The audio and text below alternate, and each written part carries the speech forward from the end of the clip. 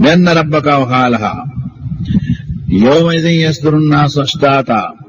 اس دن انسان پریشان پروانوں کی طرح الگ الگ جھنڈ کی شکل میں اور الگ الگ شخصیتوں کی شکل میں زمین پر پھیل رہے ہوں گے، اور یہ حشر اس لیے برپا کیا جائے گا کہ انہوں نے جو کام کیے ہیں وہ اپنی آنکھوں سے دیکھ لیں کہ انہوں نے کیا کیا، لِيَرَوْا أَعْمَالَهُمْ، تاکہ وہ اپنے اعمال کو دیکھ لیں کہ بھئی ہمارا عمل کیا ہوا۔ فَمَن يَعْمَلْ مِثْقَالَ ذَرَّةٍ خَيْرًا يَرَهُ، جس کسی نے بھنگے برابر، ایک ذرے برابر، ایک ہلکے سے پوائنٹ کے برابر، ایک مہین سے مہین عمل کیا ہوگا، اس کو بھی وہ دیکھ لے گا۔ اگر وہ خیر کا ہے تو وہ اللہ کے ریکارڈ سے محفوظ ہونے سے بچ نہیں سکے گا، وہ دکھ جائے گا، دنیا دیکھ لے گی اس کو۔ جس کا عمل ہوگا وہ بھی دیکھ لے گا، جس کا عمل نہیں ہوگا بازو والا بھی دیکھ لے گا۔ وَمَن يَعْمَلْ مِثْقَالَ ذَرَّةٍ شَرًّا يَرَهُ، ذرہ برابر جس نے شر کیا ہوگا،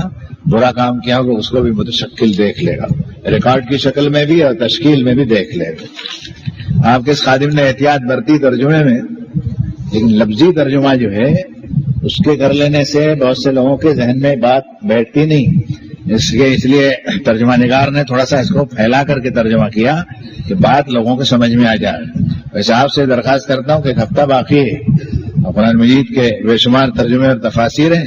سورۃ شریفہ کو دیکھیے، جو یہاں بیان ہوا ہے وہاں وہ آپ کو اور زیادہ خلاصے کے ساتھ میں ملے گا۔ اب یہ عرض کرتے ہیں کہ موجودہ زمین جو ہے یہ ان گنت بار زلزلوں سے دوچار ہوئی، کئی مرتبہ اس پر زلزلے آئے۔ میری آپ کی عمر میں، اس جنریشن میں جو ہم سانس لے رہے ہیں، اس میں 1928 میں کوئٹہ میں ایک زلزلہ آیا تھا جو بلوچستان کا ایک صوبہ ہے۔ 2.5 مہینے کے بعد ایک سردار جی اور ایک بلی نکلی، اب پورا کوئٹہ جو ہے وہ گڑپ کر لیا گیا۔ اس کے آنکھوں دیکھنے والے ایک آدمی سے میں نے حالات بھی سنے ہیں جو اس کے اندر دب گیا، اور جس نے 1959 میں میرا چھوٹے سے مکان کی تعمیر بھی کی تھی، وہ سکھ تھے وہ، لیکن انہوں نے بتایا کہ صاحب میں نے دیکھا ہے اور میں اتنی مدت تک کسی ملبے کے اندر دبا رہا، مجھے معلوم نہیں کیا ہوا، میں اور ایک بلی صرف آئی ایک مدت کے بعد میں، اور پورے شہر کو اللہ نے پناہ کے گھاٹ اتار دیا۔ کیا تھا یہ؟ مجھے کہنے کی اجازت دیں، آپ کی آبادی زیادہ تھی وہاں، اور آج بھی آپ زیادہ ہیں۔ اہل ایمان کی آبادی اس وقت بھی زیادہ تھی اور آج بھی آپ زیادہ ہیں، نوٹس میں لائیے اس بات کو۔ کیا ہوا تھا وہ؟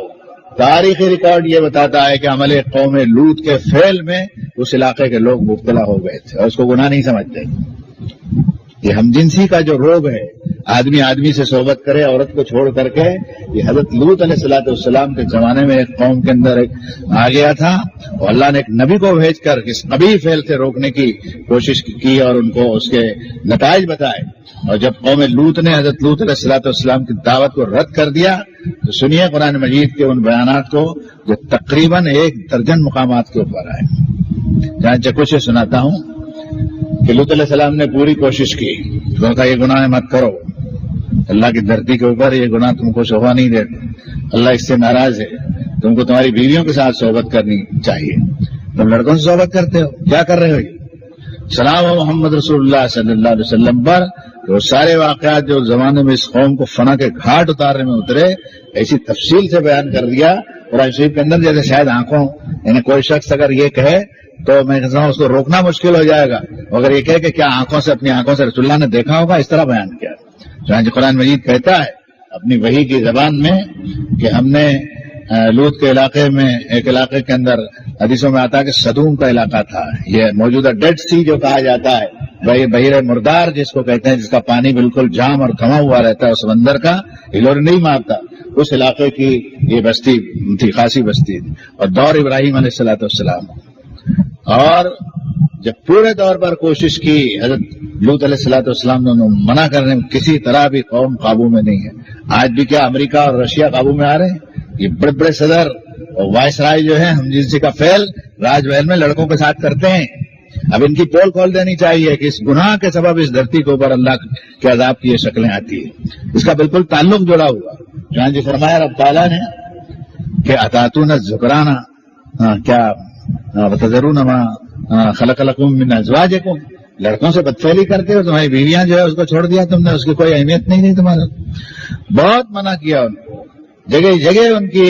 ان کے واعظ اور نصیحت کی باتیں ہیں کہ ما سبقکم بہا من احد من العالمین، تم سے پہلے لوگوں میں کسی نے حرکت نہیں کی ہے، یہ کیا شروع کیا تم نے؟ آگے قیامت تک اگر لوگ اس فعل میں کہیں مبتلا ہو جائے تم بھی اس میں مارے جاؤ گے، اور تمہارے نام عمل میں تمہارے کھاتے کے اندر جمع کر جس کا ہوتا رہے گا، نہیں مانے گا۔ بڑی لمبی کہانی ہے۔ جو شخص قرآن مجید کو روز یا تو ایک پارہ پڑھے تو 30 دن میں ہو جائے، ایک رکوع پڑھے وہ تو 558 رکوع 1.5 سال میں ہو جائے۔ لیکن معلوم تو ہونا چاہیے قرآن مجید میں کیا ہے۔ کسی غیر قوم کو ہم یہ کہیں کہ قرآن مجید میں کیا ہے معلوم کرو، وہ قوم اور وہ امت جو اس کتاب کی امین ہے اس پر لازم ہے کہ کتاب اللہ کو پڑھے اور اس کو سمجھے کہ واقعات جو ہے وہ کس طرح ہوئے، کیا اس کا نتیجہ نہیں۔ فرمایا محمد صلی اللہ علیہ وسلم کہ اپنی مستی میں ایسے مدہوش تھے کہ کسی کی سنی نہیں۔ حضرت لوط علیہ الصلوۃ والسلام کے گھر پر دھاوا بول دیا، اور ہوا یہ کہ اللہ نے اس بستی کو تباہ کرنے کے لیے نوجوان لڑکوں کی شکل کے اندر ایک ٹولی بھیجی۔ اللہ کی مشیت اور اس کی جو کارکردگی ہے وہ بڑی دیکھنے کے لائق۔ اللہ تعالیٰ کا ضیف ابراہیم المکرمین کہ محمد صلی اللہ علیہ وسلم تمہیں معلوم ہے کہ معزز مہمان جب ابراہیم کے آئے تو کیا ماحول بنا تھا اس گاؤں کا اور اس گھر کا۔ حضرت ڈرے، چھوٹے سے گاؤں میں رہتے تھے، گاؤں میں معلوم قرآن مجید یہ نہیں بتاتا 15 20 25 تھے، لیکن معلوم تھا کہ ایک ٹولی ایسی تھی جس کو کھانا کھلانے کے لیے ایک اچھے بڑے جانور کی ضرورت تھی۔